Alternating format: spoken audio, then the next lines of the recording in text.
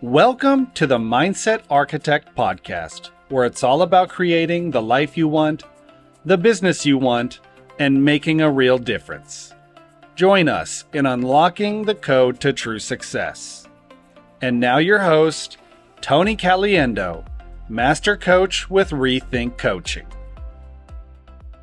Welcome to the Mindset Architect podcast, episode number 68. I'm Tony Caliendo, Master Coach here at REAL Coaching. And as always, just want to thank you for joining and sharing your time with me. Time's our most valuable gift. And the fact that you're sharing yours with me does not go unnoticed. So I appreciate you all being here.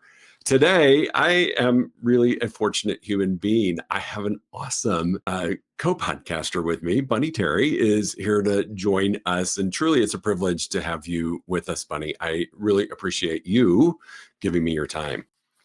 So welcome. Oh, well, you're more than welcome. Thank you for inviting me. Of course. I'm going to quick share your bio so people just kind of know who you are and then where we're going to go with the podcast. So Bunny Terry is a Santa Fe, New Mexico real estate professional broker, as well as the New Mexico native, which is awesome.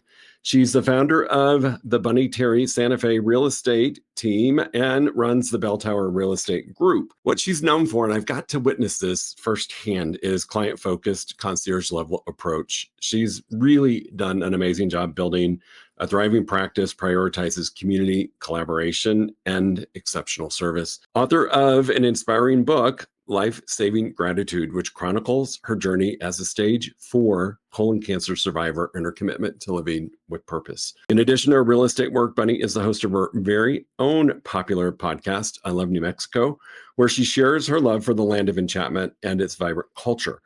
As a past board chair of the Cancer Foundation for New Mexico, Bunny has played a significant role in supporting local cancer patients and their families. Her passion for giving back and her dedication to her community are central to everything she does. I love this, Bunny. Bunny's favorite line is borrowed from her father.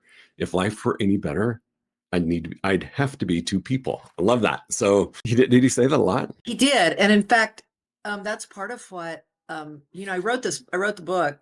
I write 1,000 words a day as part of my meditation and practice. And when we went back and looked at everything I had written, most of it was about my dad calling me and saying, "What are you grateful for?" And I would say, "Dad, I'm like in the middle of this, the biggest challenge of my life, I think, trying to get over the stage 4 cancer. And I don't feel very grateful." And I'd say, "How are you?" And he'd say, again, what he's always said, even when he didn't have 2 nickels to rub together, if I were any better, I'd have to be 2 people. So it's something I've heard. I did hear. I lost my dad last year, but seemed like every day of my life growing up, even when my dad was a farmer. It's not the response you would have expected from somebody in his place. So it's a great example, I think, for all of us. And sometimes it's the really simple examples that have the most meaning. So one of the reoccurring themes. So Bunny had filled out a questionnaire for me about what we're going to talk about today. And one of the reoccurring themes, Bunny, that I hear over and over in both what you shared with me and just getting to witness you in life here in New Mexico is the power of gratitude. And, you shared a little bit, and we're going to get into it, your stage 4 colon cancer journey. But what is it about gratitude that is so important to you? What makes it such an important part of how you function? Well, first of all, I was really fortunate to, as I said, live with both my parents were always sort of focused on what they had instead of what they didn't have. And so it was already ingrained. And I thought before I was diagnosed with stage 4 cancer, I thought that was how I lived, that I did my best to be aware and joyful and mindful of the short period of time that we get to live on the earth and how important it is that we spend it in a way that where we express some level of gratitude or kindness or joy on a regular basis. But it wasn't until I was diagnosed that I found out that I wasn't actually, I had it in my head, but I wasn't practicing it. And so it's one thing, I think, to say to yourself, "Oh, I'm really an optimistic person. I'm really a grateful person." But you sort of have to get your back against the wall and have no other path forward other than deciding to actively pursue gratitude and express it. And so, I work really hard at not being toxically positive. I know there are lots and lots of people who don't, and I was one of them, who don't feel grateful all the time.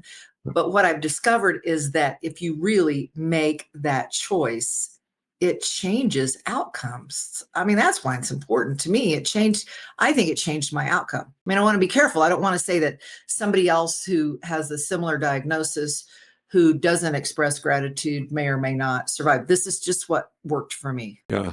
Yeah. And I think that's really important. I've had this conversation before in some programs that we're taking together is I love the power of gratitude for a lot of reasons, exactly what you stated. And also neurologically, it's impossible to be in a negative space and express gratitude. You just can't. I mean, it lights you up completely differently. It changes the energy within and then without. And so I love that. You said something really important, and I don't want people to miss it. A lot of us will say, we practice gratitude, we do this stuff, but we don't really do it.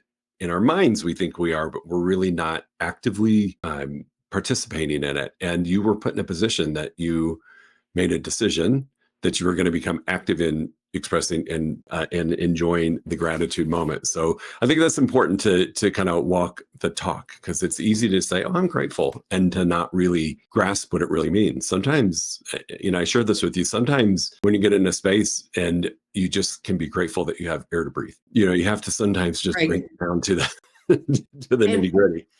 And Tony, that was so I was led kicking and screaming to the practice of gratitude, because I lived away from my parents, and I was here in Santa Fe, and they were about 3 hours away, and they're elderly. I didn't want them having to live here with me while I was sick. And my parents would call every night to get an update on how things went. And every night my dad would say, well, tell me what you're grateful for.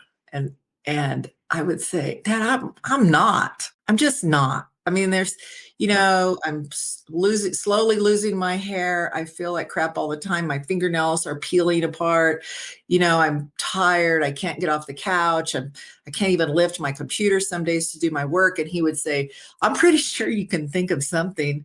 I would say, did you just hear me? You didn't hear it all. But I had, like my dad, I'm a list maker. And I always carry and I'm also a writer, so I always carry a little notebook in my book. And at the time I had this little red spiral notebook, and he would say, take out your notebook, because he knew me. He said, take out your notebook and write down 2 things. And I was like, okay.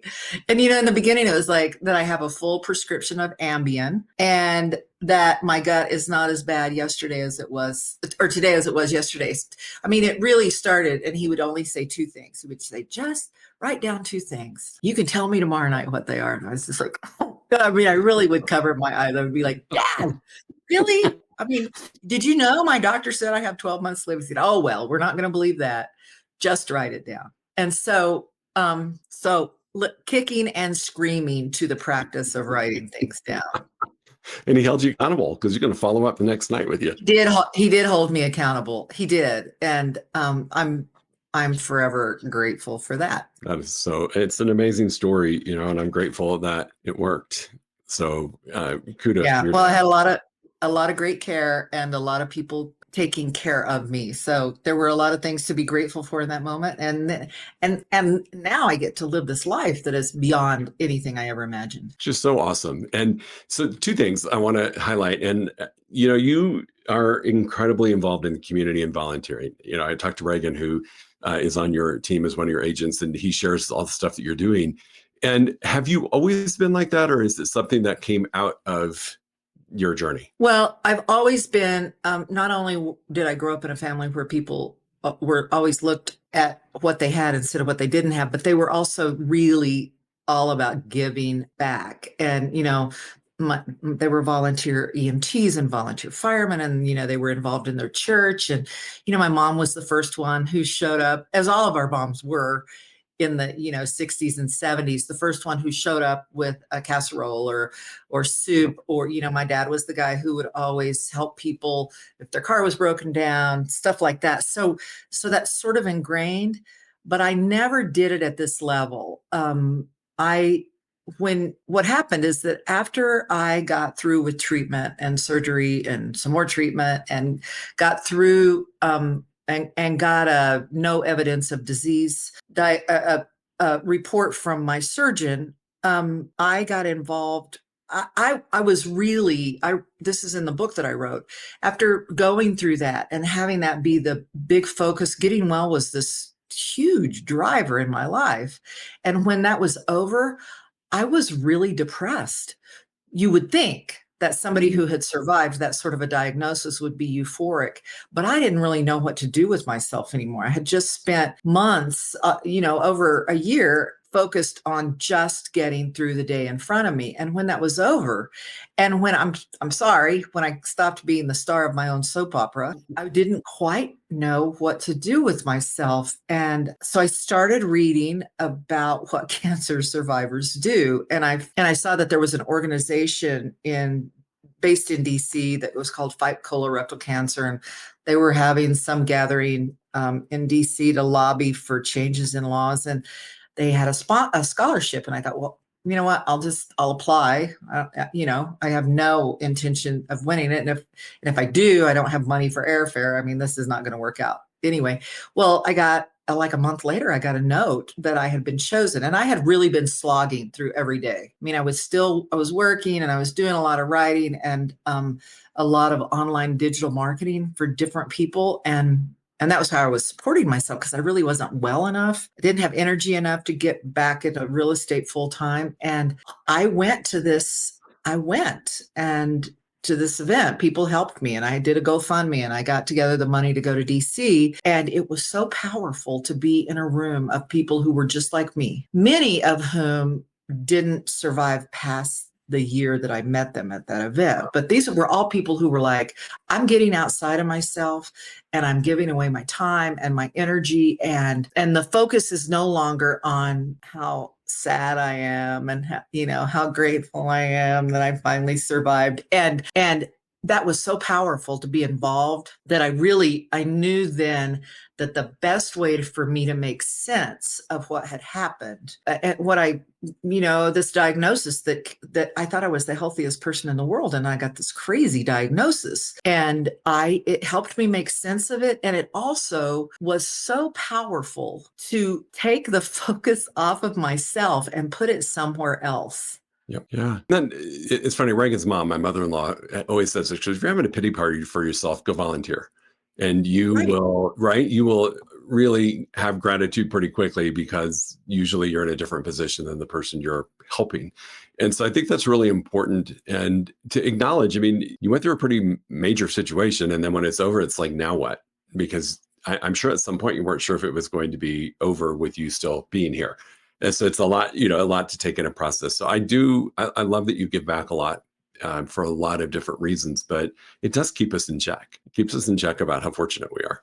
I think that, now, and this is not probably the most popular stance for me to take, given that a lot of people suffer with these sorts of diagnoses, but I really think that my cancer diagnosis was the best. It made me such a better person. It was really one of the best things that ever happened to me. And it's a great reframe on it, right? And it was a good life lesson. And and I think the cool thing about that, and why you can say that, is that it didn't go unnoticed, right? It really was the catapult for you to change how you get to live your life.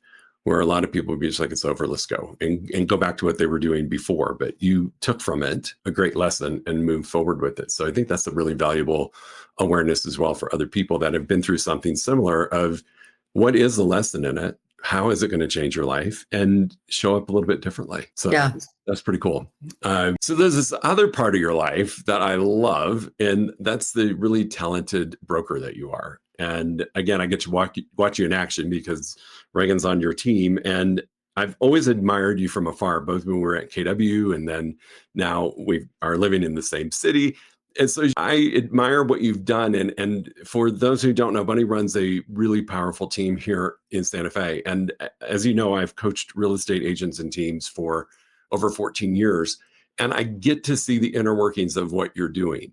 And you are probably the most generous team lead that I've ever met in all of my years of coaching team leads. In fact, I refer to you often now with the other clients that I coach.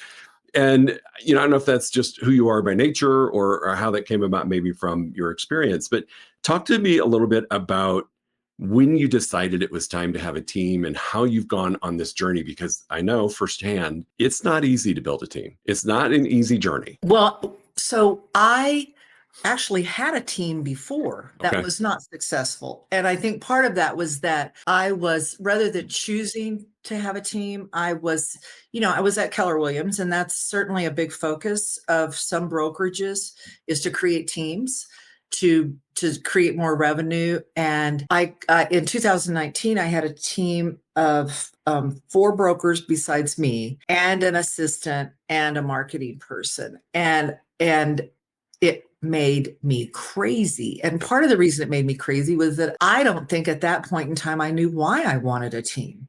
So we went through 2019. I had somebody on the team who didn't particularly work out very well, and we parted ways, not positively. And then and we got to the end of 2019, and I said to everybody, I said, you know what? I'm going to have to take this apart. You're all talented brokers. I obviously was not prepared to do this. And thank goodness I did that, Tony, because we all know what happened in March of 2020. I dismantled my team. I helped a couple of the people who were on the teams go ahead. I paid their dues for 2020 because it felt like it was just the right thing to do. And then I thought, I got to figure out what I'm going to do here. And in 2020, we shut down. And so it wasn't until last year in June when I moved to a different brokerage and created what was called a marketing group within that brokerage. I'm at Real Broker. And the longer we were in office space together, and at the time there were only 3 or 4 of us in the office space together, the more I thought, now, given the life experience I have now, I think I know how to help people be successful. Yeah. And I had a young man who had been my assistant before at Keller Williams, like 8 years ago.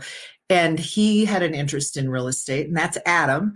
And he said, and I said, I'm thinking that we could create a team, the 2 of us, and I could help you learn the business more than you knew before, just as my assistant. And I think you could be a phenomenal success. Yep. I can just mentor you. And then, about 6 months later, Reagan and I were hanging out, and we were talking about him being part of the marketing group. And he said, I'd really like to be on your team. And I was like, are you serious? Because I would really love to have you on my team. So some parts of it, Tony, were not accidental. I mean, nothing's an accident, but coincidental. Yeah. And now I see it. It's always been my goal for the people that are on my team, certainly this time around, and it was before. I didn't have a clear path before, but this time around, this is not that I want to gather up, 12 or 15 brokers so that my GCI will be bigger. It's so that their lives will be changed in ways that they didn't even foresee before. Adam last year at this time had a gig job, and they were sort of getting by, but not particularly, not in the way that they are now. Yeah. And he just got back from a trip where he took his family to Japan. And I'm like, this is so amazing. I mean, to me, that's why you have a team. Yeah. So that you can mentor people and you can learn how to be a better leader. I mean, I really focused between 2020 and now, I read every book I could get my hands on about leadership and what real leaders do. And, took a million courses while we were shut down. And I thought at some point, maybe I'll get to put this to work. And here we are. Here you are. And I think that's, I've coached teams that have come to me that we have dismantled and then rebuilt the exact same reason that you said. There's a lot of pressure sometimes from a brokerage to grow a team. And sometimes, I know this is shocking, because I can say this because I'm an agent since 2001. Sometimes there's a little bit of ego to be able to say, I got 5 people on my team. And those are all the wrong reasons to build a team. Yet sometimes that's how it unfolds. And so you flipping this around and taking the approach of, it's not about you. It's about creating the space for people to grow into their best version of themselves financially. And if they really have a desire to be an agent, I think really is part of the secret sauce of growing an effective team. And I will tell you, just from walking into your office and of course, talking to Reagan and I know Adam and the whole group, there is a real sense of community there. It's not the typical, even on teams you see where people are closed off. I'm not going to share. I got to outperform you. I got to be the number one agent on the team. Get out of the way. It's a really cool community. And I don't even know if you know this, but there was a weekend that Reagan was doing an open house and Adam had done an open house the weekend before, and he forgot to bring the signs back to the office. So Reagan called him and we had a few signs to do. It was no big deal. Adam went and put his signs out for him. Reagan didn't ask. There was no conversation about it, but Reagan went to put the signs out that he did have. And he called me, he goes, "You're not going to believe this, but Adam put out the signs." I'm like, "Of course I believe it, because that's the culture that you have created." So I think that's really an important, and I don't know if you even knew that. I think that's an important. I didn't. So you just don't see that as often. And so I think, a lot of people look at numbers and GCI and units and where they rank in MLS and miss the culture community part. And that's the glue that holds everybody together. So you've done a great job, whether you are consciously aware of it or not. You're crushing it. Well, I also think that if you're going to do this, you better be having some fun. I mean, Yes. This is being a realtor is grueling work at times. Yeah. And so you better love the people you're working with, and you better be having some fun. And I just think if we're going to talk about collaboration instead of competition, then we have to live it. Yep. And what a great way to live it with these people who are really determined not just to succeed on their own, but to help their teammates succeed. I can't believe that I get to be the leader of these people. That's awesome. I'm so thrilled. Yeah, it gets what you attract. You attract your likeness, right? And so you're attracting that. And I think the other cool part about this is Real Brokerage is amazing. And part of it is the collaboration, not competition. And part of it is work hard and be kind. And, people, there's a broker for everybody, but you've found a perfect match. You found the match that matches, what you want to do. And it's in alignment with the brokerage, which I think is really also an important part about it, because you're not on an island. You're really connected to something that you're very congruent with. So it's showing up, which I love. And the success is showing up. And so that's part of what I wanted to ask you as well is, I remember I got my license in 2001, and I can remember several things I did that I was like, what were you thinking? What was like the one thing you did that you're like, oh my God, I should, my biggest mistake was this, or my biggest learning was this. And then conversely, what was and I think you've already shared it. What do you wish you would have done sooner? I would say the biggest mistake I made, and I know there are people who are really successful at buying leads, but I early on bought leads and through a company that, I'm happy to name if you want me to, but through a company that, created a website. And I spent in a year when I didn't have it to spend, but luckily, I had this somebody who believed in me who said, and that was my husband, and he said, okay, let's try this for a year. We made this decision, and I paid that year about $28,000. It was over $2,000 a month, which was big money for me. And it was when I just had one person on that team that I was growing at Keller Williams, and we got one closing out of that, and we worked those leads. Now so to me, the big mistake was forgetting that where I got the most traffic and my funnel was not from paid leads. It was from networking and taking care of my sphere and being really present with people I already knew who already trusted me. So to me, that was the biggest mistake I made, was throwing money at leads when I already had them. It just wasn't, your best leads come from your best leads. Sherrod says that all the time. And he's right? The best lead you have is the one you create for yourself. And, being dependent upon an external source for your leads is a really helpless and really not a good position to be in. And I coach to not buying leads because I don't think you need to. Right. And, I don't care what, and people can get mad at me for saying this, but I don't care what they say. That one lead is going to a million different agents, and it's really just speed of who gets back and luck of the draw. And the quality of the leads are so diluted that when you mix that into all of the other agents getting the same lead, it's really hard to convert. It really is. And I love what you said. If you just turn your attention to your best leads comes from your leads and focus on that, you're going to be fine. And I also would have become, I was already really good at this because I was doing digital marketing for other people, but I would have been a little more focused on my social media presence. It has paid off. Now I've been in this particular market for 12 years. And I was a realtor for 10 years before that. But I would have been a little more serious about it. Everybody around me was like, oh, that's just hoodoo. That's not going to get you any. And I'm like, no, I now have people who get in touch with me and say, I feel like you're my best friend. I've been following you for years and I couldn't wait to meet you in person. So I would have focused a lot more on that in the beginning. I felt like that was a mistake. Yeah, so I agree with you. And I think we were kind of the, we're about the same age. And I remember when Facebook first came out and one of my team members was on it.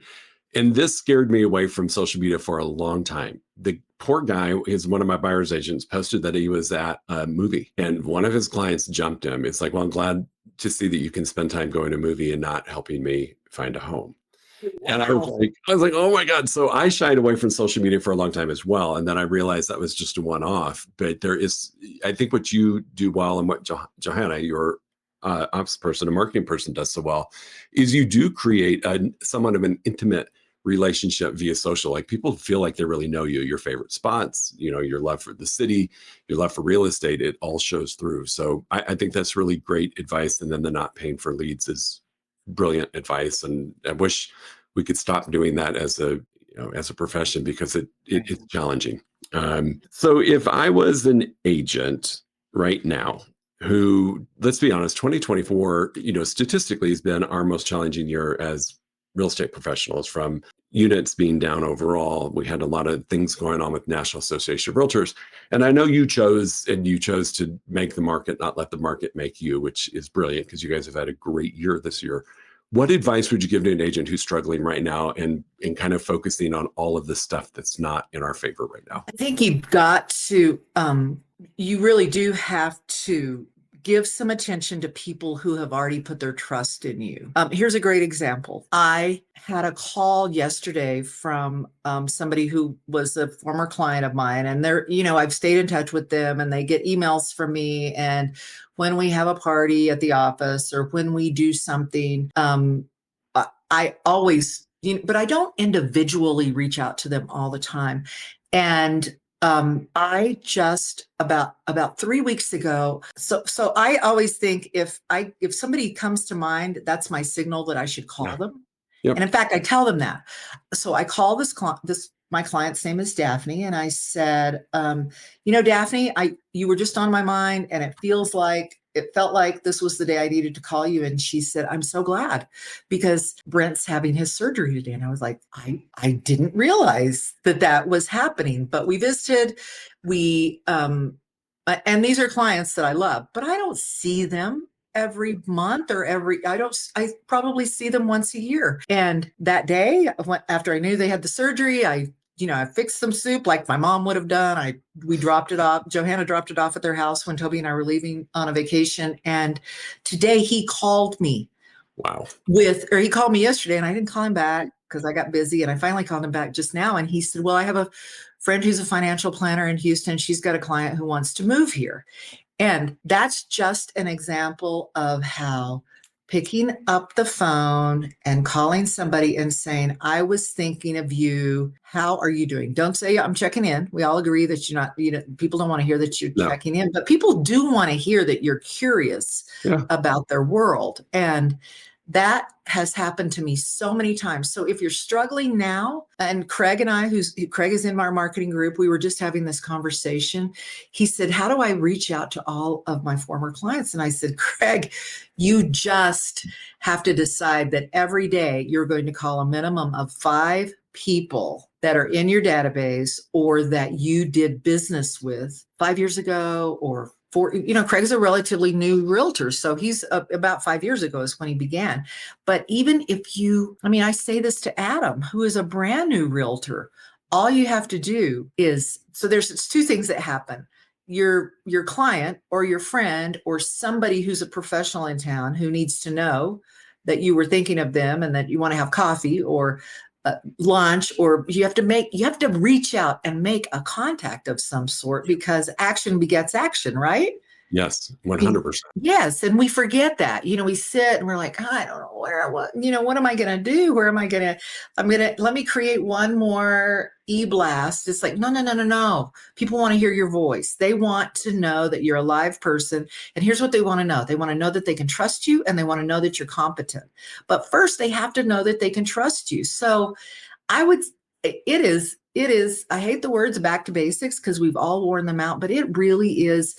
This is a contact sport. Yeah, 100%. It is. It's always been a toe-to-toe, belly-to-belly, eye-to-eye business. And I think, like a lot of other industries, we've become dependent upon hiding behind the phone because it's quicker, and, texting or direct messaging or, right. And it's become a little depersonalized. And I think that all of that is great. And I always advise my clients, use it and then transfer from a text or a direct message as quickly as you can to an in-person, as quickly as you can. A phone call, cup of coffee, invite them to a party, just be human. And they're your greatest source of referrals. They're your greatest support system. I always say they're little walking billboards for you, as long as they do know that you care about them and that you're competent. There you go. There's one more thing I want to say is and we're hearing this more and more, but I really am a big believer in handwritten notes. And I did this in the beginning. I just sent 10 notes a day. I just wrote, this is what I didn't have anything else to do. I didn't have any clients. Yep. So I sent out, I would just get in the tax records. I would send 10 notes a day, and I would send a thank you note. And I would say, thanks for taking time to read this. First I did my neighborhood. I live in your neighborhood and I really love this area, and I'm a realtor and I am interested in knowing about you. And if you're ever curious about the value of your house, let's talk.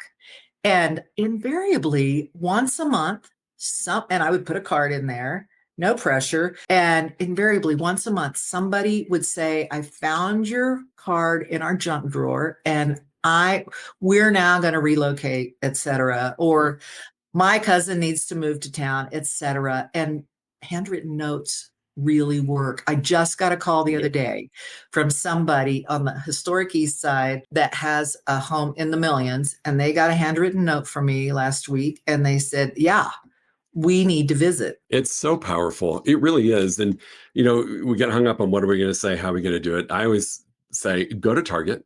Go to the dollar store. What are you going to do? Just get some stationery. It doesn't have to be embossed. It doesn't have to be crane. It doesn't have to be this fabulous quality. It's the art of the handwritten note that shows up and makes people feel special. Statistically, we know when you sift through your mail, the first pieces of mail you open are the ones that are handwritten. Yep. They just are, and I know I do the same thing. I think that's great advice, Bunny. And it is kind of a lost art, but my gosh, 5 to 10 notes a day takes no time. Takes no time at all. No. And if you're having a bad year, you're not doing much else. So exactly. Call some people. Yes. That's awesome. So Bunny, ask you the last question. If I wanted to get a hold of you to buy, sell, or invest, or I just wanted to be part of your world, what's the best way to get a hold of you? Well, I am always happy for people to email me, and it's easy, bunny@bunnyterry.com. And give me a call if you want. I want, and I would love for any realtor out there who's trying to figure out how to make things work, or feels discouraged. I've been in all those places, and give me a call. Let's have a conversation. That's just easy. Can I give people my phone number here? If you're comfortable doing it, do it. I am. It's 505-504-1101. And my website, the one where people can most quickly find me, is ilovesantafehomes.com. And it's homes, plural, but ilovesantafehomes.com. And I would say, especially, of course, I'm happy to help people who want to buy a house, but I really love helping realtors. The teaching piece is so, our job is to create, is to have a positive impact on our world. And so I think that's how we can do it. You're doing it. Yeah, no, I appreciate that. Yeah, no, I love that. And I love that you've extended that to other agents because you really do live in a space of collaboration. And I know for a fact, if anybody out there's challenged or is going through something, that a phone call to you can change everything for them. Just to get, sometimes you got to borrow somebody's belief, and you're great at loaning your belief out to people. So Bunny at bunnyterry.com, the telephone number you gave. And then also if you're looking to, because we're in 26 different countries and all over the US. So even if you're not looking to buy or sell in Santa Fe, Bunny, you're incredibly connected through Real Brokerage to talented agents across the country. So you can help people in a lot of different ways. So I just appreciate that. I can, and I'm telling you, if you're visiting Santa Fe, my office is on Palace. It's next to the place that has a dragon on the roof. You can't miss it. So come in and have a cup of coffee. We'll have some fun. It's a cool office. I pop in every once in a while. It's like just great energy. So, Bunny, I cannot thank you enough for sharing your story and for being so genuinely generous to everybody that crosses your path. So I appreciate you being with me today. Thank you so much for having me. If you enjoyed listening to this podcast, you must come check out the Mindset Architect Group Coaching Program. It's our monthly program where we explore the power of your mindset, help you identify what you truly want in business and life, and then help you reach those goals. Come check us out at rethinkcoaching.com/group-program. That's rethinkcoaching.com/group-program. We'll see you there.